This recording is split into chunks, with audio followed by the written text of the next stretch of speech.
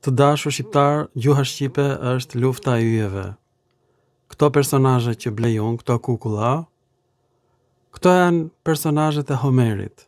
Janë të shpikura, janë fantazi. Lufta e Trojës është fantazi. Poemat e Homerit, udhëtimet e Odiseas, janë fantazi, janë vepra letrare. Dhe të nxjerrësh gjuhën pellazge nga veprat e Homerit është një lloj si të nxjerrësh një gjuhë pellazge nga veprat e Ismail Kadares. Ismail Kadarea ka bërë shumë neologjizma. Ndërmjet tyre është fjala nën kres. Do thot jastek. Mbas 2000 vjetësh do hapen veprat e Kadares dhe do zbulohet gjuha pellazge para albane, sepse nën kres nuk ekzistonte përpara.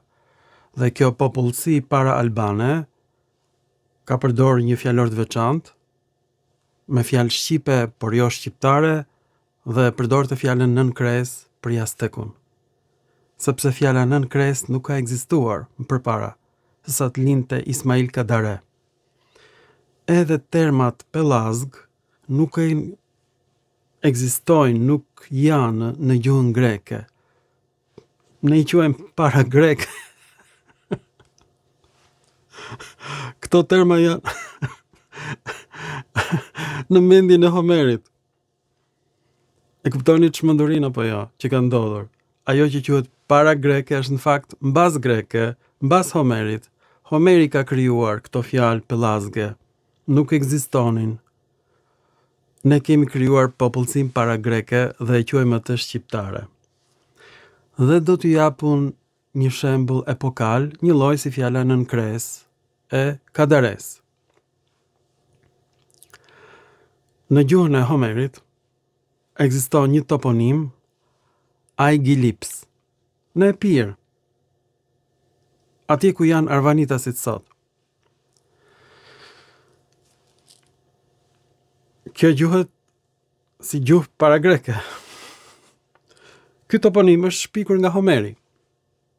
Në librat dhe filmat që kam nxjerrë unë në YouTube, kam thënë që ilirët kanë lexuar poemat e Homerit, po e thash me shaka, sepse fjalë nga poemat e Homerit janë toponime në Iliri, dhe në Dalmaci, edhe në Dardani dhe në Maqedoni. Në fillim kjo lindi si shaka, si ide, por unë hap fjalorin e Stefanusit të Bizantit dhe të gjithë autorët helen me shekuj kanë shkullur flokët, duke u përpjekur të kuptojnë poemat e Homerit. Janë shumë të vështira, sepse ai ka krijuar fjalë që nuk ekzistojnë. Janë 5000 fjalë të Homerit, është gjuhë me vete. Ju mund të krijoni një gjuhë me 5000 fjalë. Kjo është gjuha pellazge. Merri frymë thellë. Të gjitha fjalët e panjohura në greqisht janë metafora poetësh. Përveç Homerit. Nuk gjejmë dot shpjegime për to.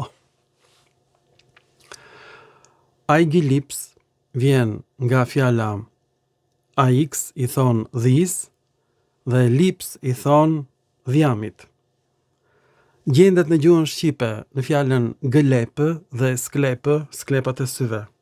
Pislëk, dhjam që del nga syt. Gjendet në gjuhën greke lipos I thon dhjamit, liparos me dhjam, I pist, I ndyr, me njolla dhjami. Është në gjuhën shqipe laparos. Një lloj si në greqisht. Lapardhi, pislëk, një lloj si në greqisht. Në fakt, lapardhi, ky është diminutivi I greqishtës, dhion, lapardhion. Është në shqip lapardhi. Të dashur shqiptar, të dashur pellazg. Kjo I ka shpëtuar të gjithëve. Pra, Aigilips ka kuptimin atje ku ngjiten këmbët e dhis, se në fakt kur dhia ngjitet në mal dhe në shkëmb, vërtet këmbët e saj ngjisin, Këmbët e dhis janë ndërtuar nga natyra në mënyrë të tillë që të mos lejojnë që ajri të futet midis poreve të thundrave të saj. Dhe dhia ngjitet sikur të kishte magnet poshtë thundrave. Aigilips do thot sklepat e dhis poshtë këmbëve të dhis. Është metaforë gjysmë shqiptare, gjysmë homerike. Pra të zot ju betohem. Gjuha shqipe është lufta e yjeve, e kam thënë në shumë filma. Kjo ju ka shpëtuar të gjithëve që të gjithë termat pellazg, fjalët pellazge janë metafora të Homerit, një lloj si fjala nën kres e Ismail Kadares. Po kjo është përtej imagjinatës njerëzore. Kjo fjalë gjendet në gjuhën sanskrite lip me kuptimin lyej, një lloj si në greqisht. Lipta në gjuhën sanskrite do thot e ngjitshme.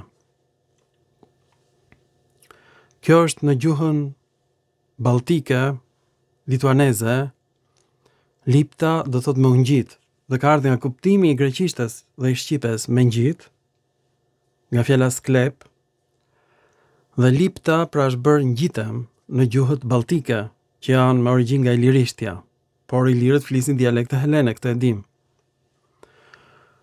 Pra nga fjala lipos, yndyr, dhjam, ka dalur metafora aigilips, dhjami që ngjit poshtë thundrave të dhis. Tani këtë nuk e kuptonin autorët helen dhe kanë diskutuar këtë në fjalorin e Bizantit. Dhe e shpjegojnë si një shkëmbë shumë të lartë ku dhit nuk ngjiten dot. Por kjo fjalë nuk ka kuptim ngjitem në gjuhën greke, por ka kuptimin dhjam. Me kuptimin ngjit është vetëm në gjuhën lituaneze dhe në gjuhën shqipe sklep, që ngjit në sy, dhjam. Pra gjuha shqipe është ndërmjetëse midis dialekteve helene dhe gjuhës së Homerit. Pra Iliada nuk është shqip, por ka fjalë që kuptimi të tyre del nga shqipja, ose në këtë rast dhe nga gjuha lituaneze. Filmat e mi kanë parë të gjithë grekët, dhe kanë bërë komente të tilla që gjuha shqipe është më shumë indiane se sa ariane, se sa greke. Dhe unë kam bërë një ankesë drejtorisë së Google-it kundër këtyre grekërve që bëjnë filma racist kundër shqiptarëve. Na quajnë neve indian, do të thënë evgjit.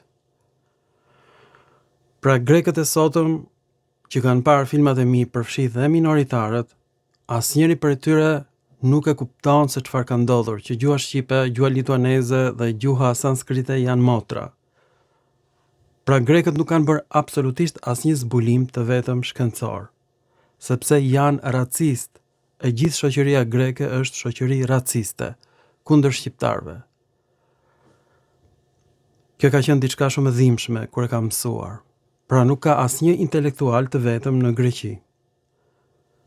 Ky është dështim kombëtar i Greqisë. Si mund të jenë këta pasardhësit e helenëve të lashtë, kur helenët kanë shpjeguar fjalët e ilirishtes dhe fjalët e shqipes. Në fakt, kanë mbijetuar ato fjalë të shqipes në gjuhën tonë, të cilat janë shpjeguar në fjalorin e Stefanosit të Bizantit dhe në fjalorin e Hezikiusit të Aleksandris. Kjo është përtej imagjinatës njerëzore. Ato fjalë që janë diskutuar nga autorët helen kanë mbijetuar në shqip. Përfshih dhe fjalën brini nga brindos, koka e drerit që e kanë shpjeguar autorët helen. More, e kuptoni apo jo?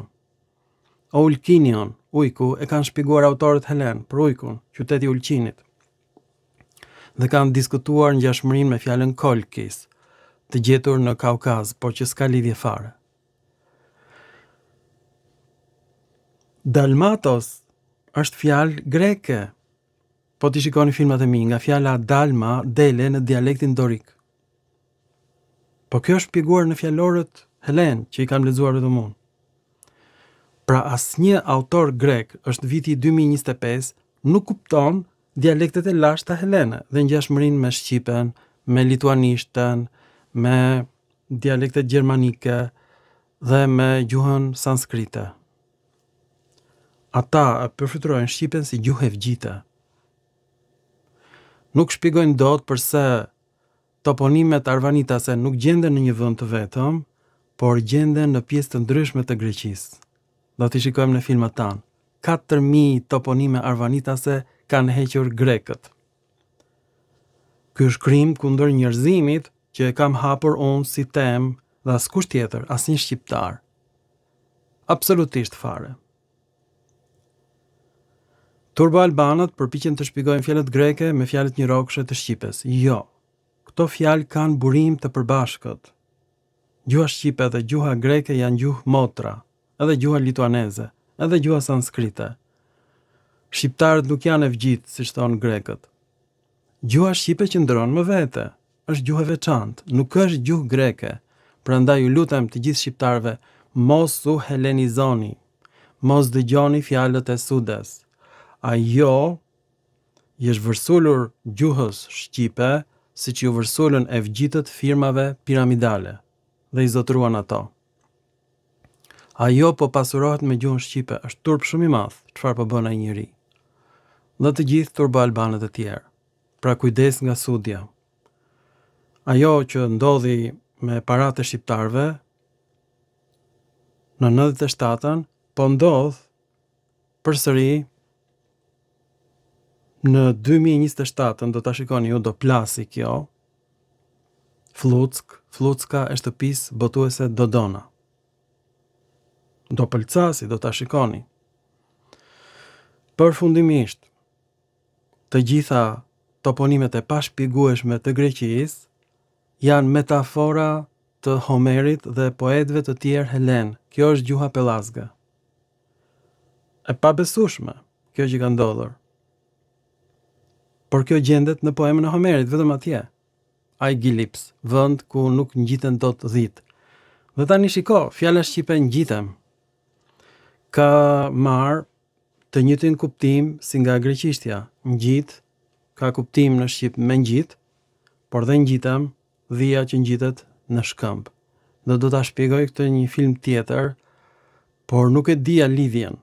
Përse në gjuhën shqipe fjala ngjit dhe fjala ngjitem kanë të njëjtin burim.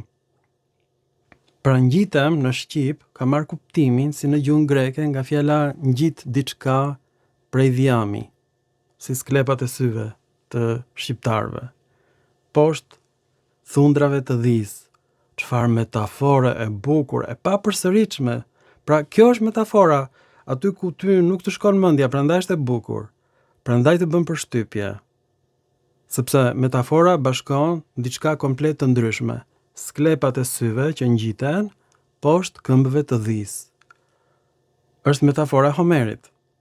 Pa gjuhën shqipe kjo s'ka kuptim në gjuhën greke. Prandaj autorët grek edhe sot e kësaj dite nuk arrin ta shpjegojnë mirë këtë fjalë dhe e quajnë para greke pellazge, pra Zoti që është në qiell. Është metaforë. O Zoti i madh, çfarë zbulimi. Dhe po të mos ishte pra pikërisht ky kontakt me ju, ky diskutim, ky zbulim nuk do ishte bërë kurrë. Në fakt, të gjitha zbulimet që kam bërë unë i kam bërë duke regjistruar filma për ju. Pra Zot që është në qiell, nuk do ishin bërë. Ju faleminderit për vëmendjen dhe unë kam dhe bisedën që kam bërë me inteligjencën kompjuterike dhe atje është një shpjegim tjetër, jo ky që ja pun. Do me thonë, unë kam argumentin që këtë zbulime kam bërë unë.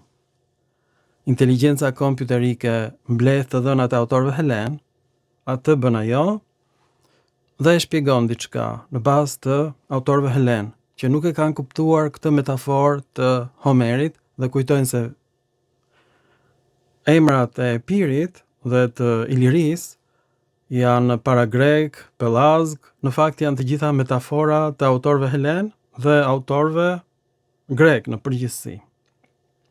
Të gjithë toponimet në Shqipëri, edhe në Epir. Pra ajo që nisi si shaka nga unë para kameras, është realitet. Është e pabesueshme. Homeri krijon metafora duke bashkuar dy gjëra komplet të ndryshme. Sklepat poshtë syve që ngjisin dhe Këmbët e dhis që ngjisin në shkëmb. Nga Dhjami i syve. Çmenduri, vetëm një autor shqiptar që shkruan poezi e kupton Homerin. Një artist e kupton artistin. E pabesueshme. Kjo është gjuha pellazge, gjuha e artistëve. Gjuhë para greke, mbas greke, domethënë artistët janë një komb i veçantë. Janë njerëz të veçantë artistët. Mirupafshim. Vetëm një artist mund ta bënte këtë zbulim.